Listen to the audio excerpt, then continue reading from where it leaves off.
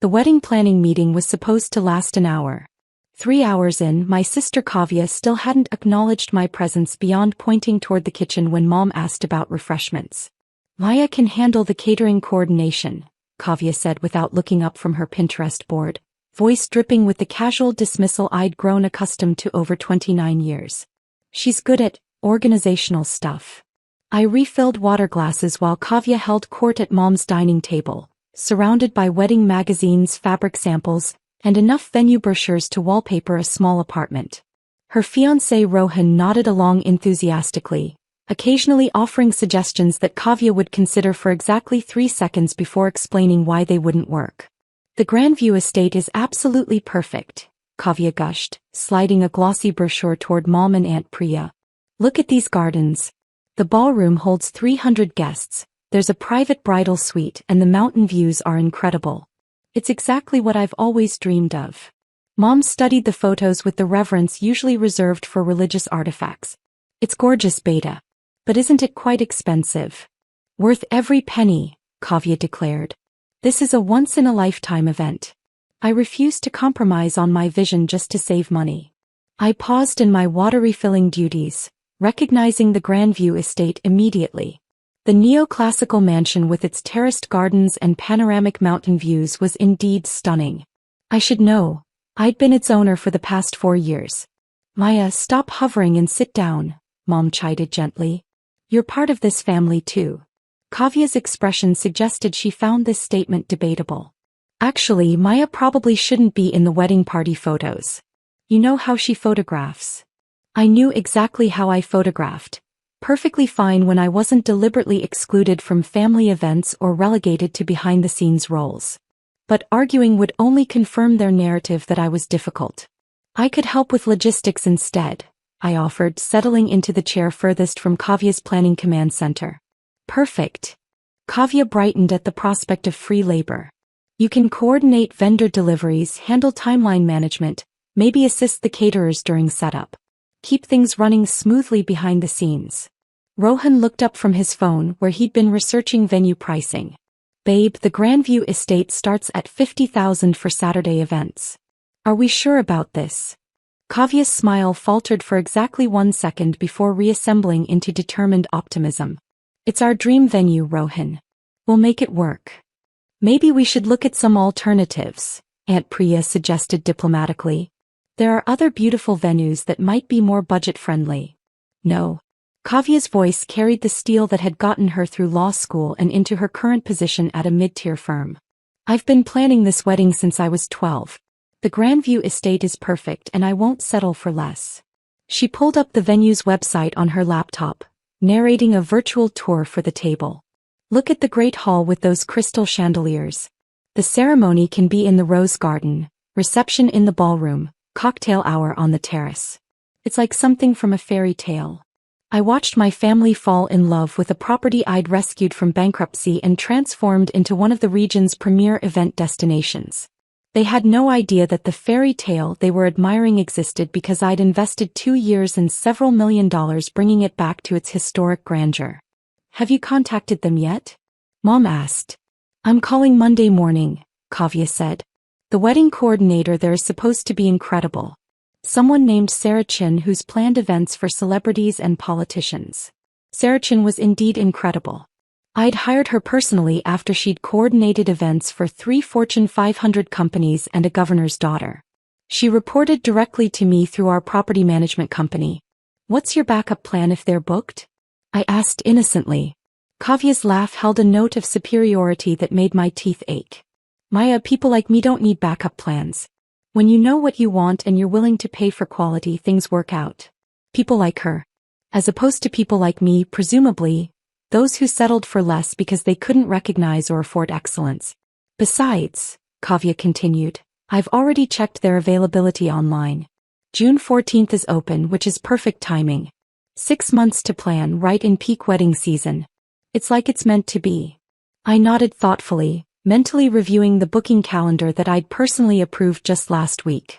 June 14th was indeed available, along with a note in the system about enhanced background checks for all bookings during peak season. My phone buzzed with an email from Sarah Chin. Venue inquiry for June 14th. Kavya Patel. Shall I proceed with standard screening process? I typed back quickly, yes. Full financial verification required. The fairy tale was about to get interesting. Monday morning arrived with the kind of crystalline autumn clarity that made me grateful for my corner office's floor-to-ceiling windows. From the 32nd floor of downtown Portland's newest high-rise, I could see the mountain range where the Grandview Estate sat nestled among old-growth forests and carefully preserved meadowland. My assistant knocked and entered with the morning's priority files. Sarah Chin called about the Grandview booking inquiry. She wanted to discuss the application before proceeding. Put her through. Sarah's voice carried its usual professional warmth. Good morning, Maya. I wanted to flag the Patel inquiry before moving forward. Standard financial verification shows some concerns. I pulled up Kavya's file on my computer while Sarah outlined the situation. My sister had submitted an application claiming a household income of $180,000, respectable for most venues, but insufficient for a $50,000 event at the Grandview Estate, especially when combined with existing credit obligations. She's listed her occupation as associate attorney and provided financial statements that don't quite support the booking she's requesting, Sarah continued diplomatically. Through my office's smart glass, I could see my reflection alongside the mountain views. The woman my family thought was struggling to establish herself in some computer job, while they celebrated Kavya's legal career as the family's greatest success story. What's the standard protocol for insufficient financial documentation? I asked, though I knew the answer perfectly. We require either full payment upfront, acceptable collateral, or a qualified cosigner with verified assets. Otherwise, we decline the booking and suggest more suitable alternatives. Alternatives that wouldn't include the rose garden ceremony or crystal chandelier reception that Kavya had spent Sunday evening describing in detail to anyone who'd listen. My phone buzzed with a text from Mom. Kavya's so excited about calling the venue today. Fingers crossed. Crossed fingers. Follow standard protocol, I told Sarah. If she can't meet our financial requirements, provide her with our preferred vendor list for venues in her actual budget range. Understood. Should I mention that the owner sometimes makes exceptions for special circumstances? I considered this carefully. The Grandview Estate operated as a business, not a charity, but I had occasionally waived deposits for non-profit events or local families facing genuine hardship. Kavya's situation was different. She could afford a beautiful wedding, just not the specific fantasy she'd decided she deserved. No exceptions this time. Standard business practices only. After ending the call, I returned to reviewing quarterly reports from my other properties. The hospitality portfolio I'd built over 8 years now included 12 venues across 3 states, from intimate boutique hotels to grand event estates. What had started as a single distressed property purchase had evolved into a comprehensive luxury hospitality company. At 2 p.m., my phone exploded with messages from the family group chat. Kavya, 2:17 p.m. This is ridiculous. The Grandview Estate is being completely unreasonable about their requirements. Mom, 2:22 p.m. What happened, beta? Kavya, 2:24 p.m. They want full payment upfront or some impossible financial verification. Like we're trying to scam them or something. Rohan, 2:31 p.m.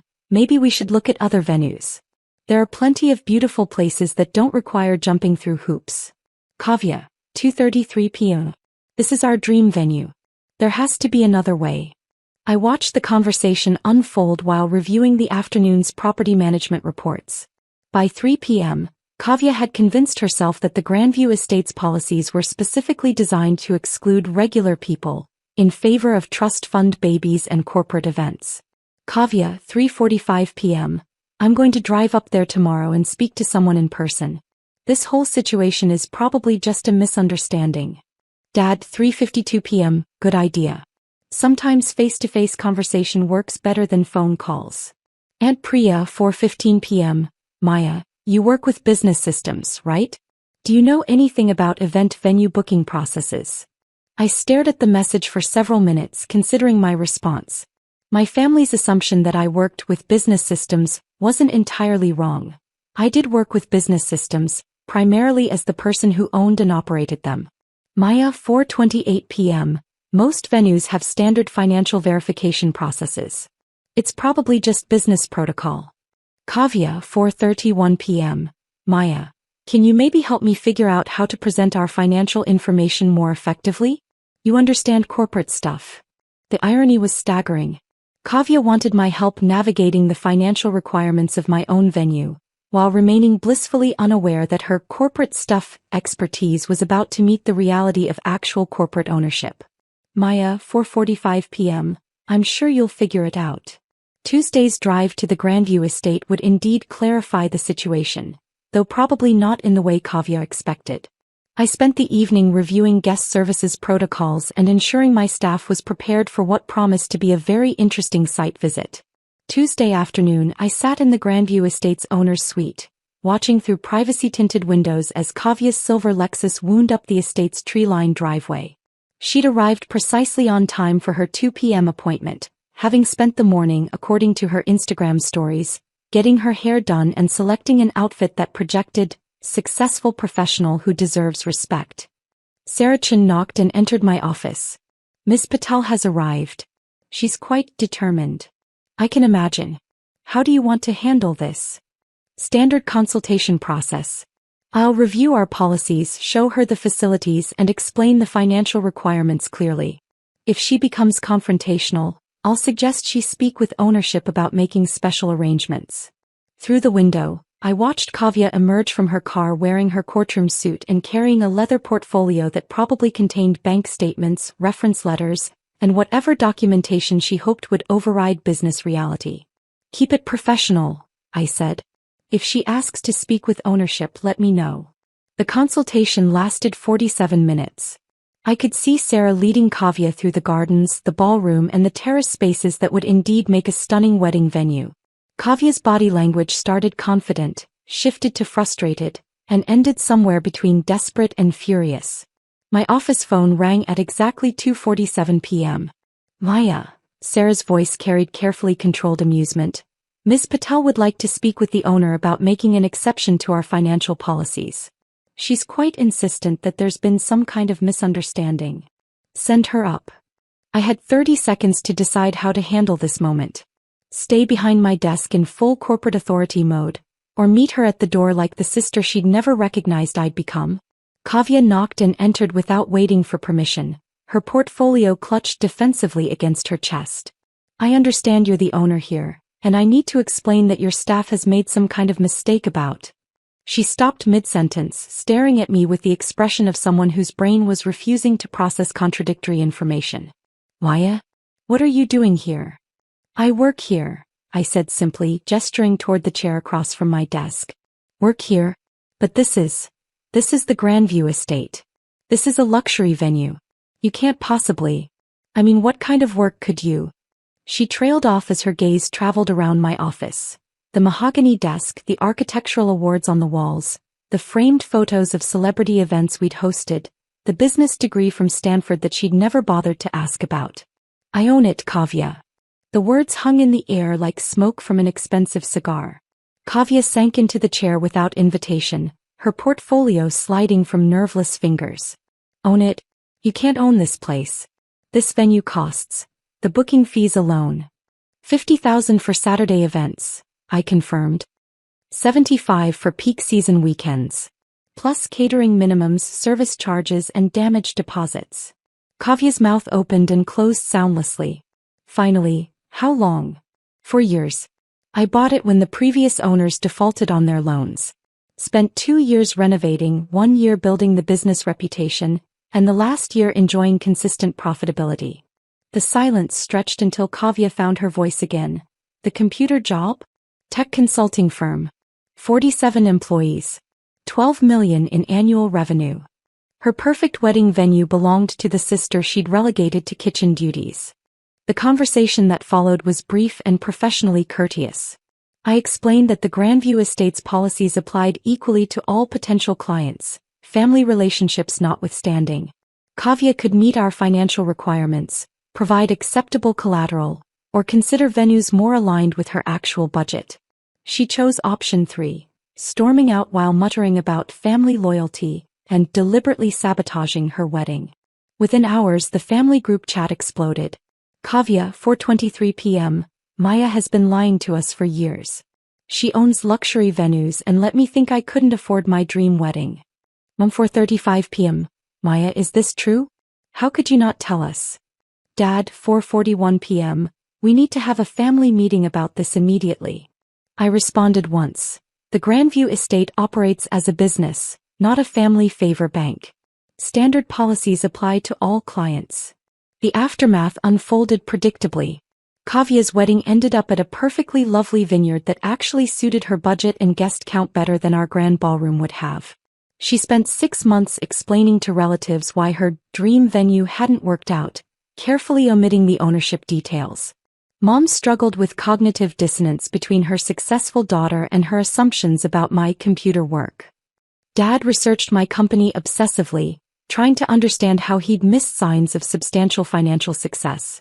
The family dynamics shifted permanently. No more requests for Maya to handle logistics or work behind the scenes. No more casual dismissals of my career or capabilities. No more assumptions about who in the family had made it and who was still figuring things out. Some revelations change everything. This one just made the truth visible.